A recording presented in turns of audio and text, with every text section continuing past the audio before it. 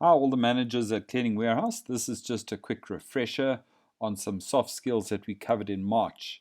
So let's climb right into it. For those of you who don't know me, my name is Ian Reeder and I'm a part-time lecturer at Gibbs. Otherwise, I'm a marketing and sales consultant. So all I want to cover in this session is work ethic. And we're going to look at what is work ethic, what are the benefits of great work ethic, and then we want to chat about personal accountability. What are the big benefits and how do we do this stuff? So let's look at what is work ethic. Just let's look at four things. What is this thing called work ethic? And the first thing is it's hard work and taking pride in your work as opposed to just freewheeling along. And a strong work ethic is an important part of being successful in your career. And we should think about what are the benefits of being successful in your career.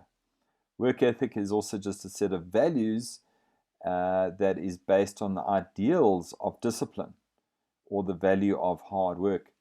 And fourthly, work ethic is forming good habits, such as focusing on your daily to-do list, daily motivating ourselves, and daily finishing the task quickly and trying to finish the task the first time around. So there are 7 lovely benefits to having a great work ethic and being accountable for your work ethic. The first thing is there's this high energy feeling at work. And when you have this high energy feeling at work, it becomes contagious, which leads us to point number 2. Your staff, employees see this and they start to copy it. If you smile, they kind of smile. Number 3, coming to work should be fun. And when you have a high work ethic, it actually does become fun. And because it's fun, you will be more loyal to your job and others will be more loyal to you. Number 4, when you love your work, it's quite simple. Staff seem to love their work too. Number 5, when staff love their work, customers love your work, and when you love your work, your boss also loves her work better too. So this stuff's all contagious, this work ethic. And then lastly, number 7, it's very good for your career because you get more done, you tackle your to-do list quicker, and it's seen by everybody around you, including, of course, the boss. So the big question is, how can you improve your work ethic? And so why don't you think about this and pause on the slide. And the big thing is you need to have a why to work better, quicker, harder, more productively, more efficiently. And you can see the previous slide to answer this question. So, for example, the big why for work ethic is you would increase your energy levels. You'd have more fun at work. Your staff will be more energized and have more fun at work. Customers will have more fun when visiting you, and it's good for your career. So why don't you think about that and saying, what is a big why for me to improve my work ethic?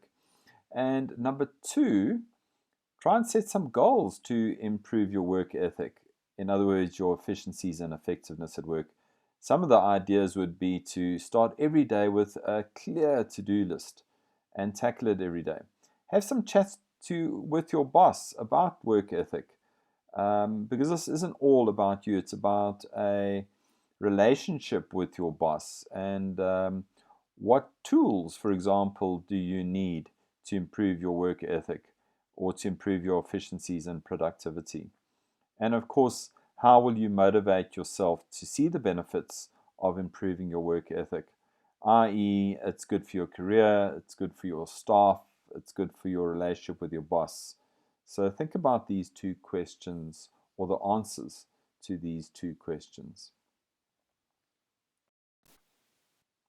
Now, there's another topic I want to just touch on that we covered in March is when everybody's accountable, then it kind of feels like nobody's accountable. And when we say somebody's accountable, we don't know who that somebody is. And when we say anybody's accountable, that also doesn't work. And basically, when we say everybody, somebody, anybody, what really happens is nobody's really accountable, which leads us to this topic of personal accountability. We need to know exactly what we're personally accountable for in our particular role in cleaning warehouse. Now, this is a great trait of a great leader as well. We will look at the next slide, but basically, top leaders build trust, and one of the best ways of building trust with your boss or with anybody in your department is to say, I am accountable for X, Y, and Z, and know exactly what that key performance indicator or key performance area is that we are accountable for. So, a very big part of leadership is building trust. And one of the big three ways of building trust with staff and anybody at work is accountability. So, because accountability builds trust, we really need to talk about this thing called accountability. Because sometimes we need to also delegate things to people around us. The question is, who is accountable? And we need to split this word up, accountability and responsibility up. We'll do this with you on the next slide. So the boss is always accountable. However, you can delegate some of your authority to somebody else and make them responsible. But if they don't do their job, you are still accountable. So let's look at accountability and responsibility a bit deeper. So we know that we can delegate some of our accountability or what we call authority to other people. So delegation is empowering other people in our department, passing down of authority and responsibility to subordinates in your team. However, it should be agreed on who is still accountable. And this is really important. Liz Wyman recommends the accountability should still rest with the staff that you delegate the task to. Now, the opposite of delegation is micromanagement, where you don't delegate anything, but you watch people and you say, you're not doing this, you're not doing that. And micromanagement is a horrible style of leadership. We need to delegate stuff to people and then let them get on with it. Now, delegation, believe it or not, builds your staff's skills around you because they have to now learn new tasks and new skills. It's actually motivating when people around you have got some of your authority, and it saves you money and time because you don't have to watch them or micromanage them. So delegation actually builds skills in your department. But the question is, who is accountable? Now, the person answerable for the activity or decision is what we call the accountable person. And generally that's the boss. You could be the boss. Now we need to talk about who is responsible and who's accountable. Now, the responsible person, the person who completes the task that you ask them to do, is a responsible person. So if you ask somebody to do a stock take, you could be accountable, but they're responsible for the stock take. Now, the degree of responsibility is determined by the individual with accountability. You are the person with accountability, and you need to determine the degree of responsibility that you have passed on to the people around you. However, you need to have this conversation, who's accountable and who's responsible. So now, the leader helps and can offer suggestions to the people around them. They should be asking great questions, and you can even escalate a critical issue, but the accountability rests with their staff. Now, you need to decide if you want to follow Liz Wiseman's advice, that you don't just delegate your responsibility to the subordinates around you, but you can also decide if you want to pass on accountability to that person. This is debatable, but you need to absolutely 100% agree in your departments who is ultimately accountable and who's just responsible, or do you make some of your staffs completely accountable and completely responsible for a particular task? This is very important to have this discussion. And the next slide will help you understand this further. Now, a big part of being a supervisor or manager is delegation of your responsibility or accountability. And this leads us to one of the most world famous articles ever published by Harvard Business Review, the #1 business school in the world. And the article's name was Who's Got the Monkey? Now, who's got the monkey is a term for who has got the responsibility or accountability for a particular task. Now, the term monkey comes from people often will have a pet monkey. And anybody who's had a pet monkey will tell you it's really, really hard work. You do not want a monkey sitting on your shoulder.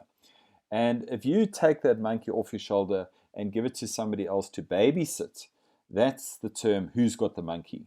So when you hand over this newborn baby to somebody, a stranger, you actually giving them a lot of responsibility and along with it some accountability. But you need to communicate who has got the monkey. Now let's look at this article and summarize this article. So there's 5 levels of empowerment that you hand over to somebody. So the first level would be the staff waits until they're told what to do by you. All right. So they don't want to take on the monkey. They wait until they are told by you to take on the monkey. And level 2 is now staff are using a little bit of initiative. They actually come up to you and they say, look, I want some more tasks. I want some more responsibility. And or in this case, I want that monkey to sit on my shoulder. The level 3 of empowerment, when your staff feel like they have got the initiative, is the staff recommend an action with your approval and then implement it. That's quite nice if staff do that. And the level 4 of staff is staff take independent action but advise you at once about the initiative that they're taking. And the ultimate staff members are the staff take independent action and update you through routine procedures what they have done. And now what you can see here is you actually want your staff to be on level 5, where they are empowered and they are responsible and they are accountable and they know exactly which jobs they are responsible or accountable for. And this is level 5 of when they take their own initiative because they have been empowered. So when you encourage your employees to handle their own monkeys, they acquire new skills and you liberate your time to do your own job. Note the best way to delegate responsibility and accountability is face to face. And if you can't do it face to face, do it telephonically with your staff. But it's really important to know who's got the monkey, who is responsible for what, and who's ultimately accountable for everything in your business. Really, really, and unless you have taken accountability and responsibility for all the tasks in your business, and you need to know exactly who is responsible and who's accountable for everything in a business, you're going to get this horrible, horrible scenario where you might land up in your business as a level 1 initiative where staff just wait until they are told what to do. A horrible, horrible situation. You don't want your staff to be at a level 1. You want your staff to be at level 5 where they take independent action and they update you through routine procedure. And the only way you're going to handle this is to discuss who has got the monkey on their shoulder, who is responsible for what. So it's really, really important to communicate and engage with all your staff and tell them exactly what are they responsible for and or accountable for. So in the previous slide, we really, really harped on how important it is to know who's got the monkey, who's responsible and who's accountable, or otherwise the business just does not function. So the first point I want to point out, this is our last slide, by the way.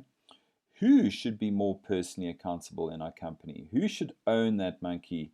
Who should be ultimately responsible or accountable? Number 2, how will I become more personally accountable, more willing to take on the monkey, for example? And I want to just run through a couple of issues that you might be facing in your business right now, because we need to highlight, and you need to highlight, what is the biggest issue that may stop you from being responsible and accountable for your particular area of the business. So the first thing is confusion. We need to define exactly who, what, and when is going to do what, and document it. So as opposed to just being all verbal or all up in the air, previously, a few slides back, I said we can't all be responsible for everything. We need to actually know exactly who is responsible and who is ultimately accountable. The other thing is, you could be scared of your boss and you don't want to ask questions about responsibility and accountability. So in other words, you don't ask enough questions because you're scared of your boss. And of course, one needs to address this if you are scared of your boss. I would rather ask my boss and find out what my area of responsibility and accountability is before my boss gets really, really angry. And maybe you're scared of your boss because you don't know what your area of responsibility is, and your boss has come down hard on you previously. The other issue is you got too much on your plate already. In other words, you feel that you have got too much work to do, and you don't want to take on more responsibility. The other issue is I don't communicate enough. In other words, you don't communicate to your boss or your staff enough, which means you need to start having meetings.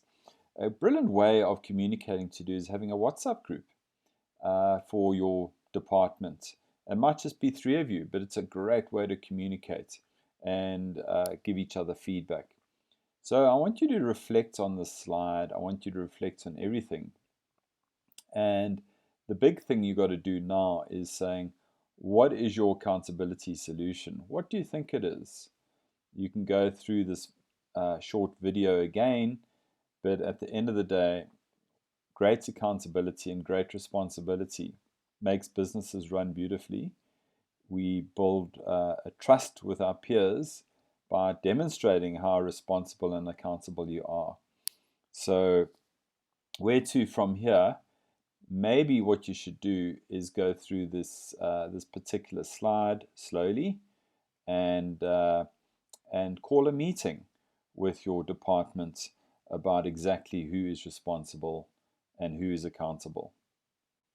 Otherwise, good luck, go safe, and God bless. Cheers for now.